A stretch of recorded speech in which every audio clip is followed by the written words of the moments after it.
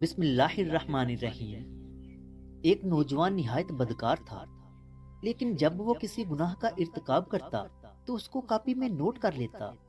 ایک دفعہ کا ذکر ہے کہ ایک عورت نہایت غریب تھی اور اس کے بچے 3 دن سے بھوکے تھے۔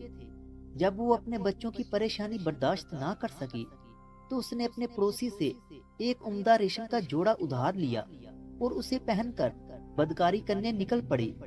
پھر اچانک اس نوجوان کی نظر جب اس عورت پر پڑی تو اس نے اسے اپنے پاس بلایا، اور جب اس کے ساتھ بدکاری کا ارادہ کیا تو وہ عورت روتے ہوئے تڑپنے لگی اور کہنے لگی کہ میں فاحشہ یا زانیہ نہیں ہوں، میں بچوں کی پریشانی کی وجہ سے اس طرح نکلی ہوں۔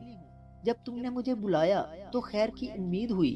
یہ سن کر اس نوجوان نے اسے کافی درہم دیے اور رونے لگا۔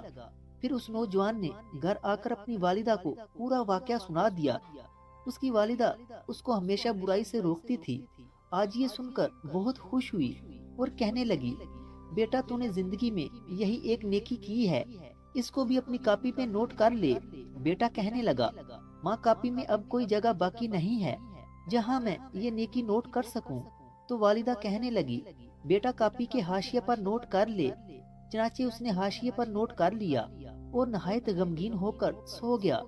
جب وہ بیدار ہوا تو دیکھا کہ پوری کاپی سفید اور صاف کاغذوں کی تھی اور کوئی چیز لکھی ہوئی باقی نہیں تھی، صرف حاشیہ پر جو آج کا واقعہ نوٹ کیا تھا وہی باقی تھا، اور کاپی کے اوپر کے حصہ میں ایک آیت لکھی ہوئی تھی، بے شک نیکیاں برائیوں کو مٹا دیتی ہیں۔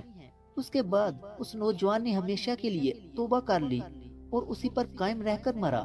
اگر ویڈیو اچھی لگی ہے تو اسے لائک کریں، اور مزید ایسی ہی ویڈیوز دیکھنے کے لیے ہمارے چینل علمی روم کو سبسکرائب کریں۔ ملتے ہیں اگلی ویڈیو میں، تب تک کے لیے اللہ حافظ۔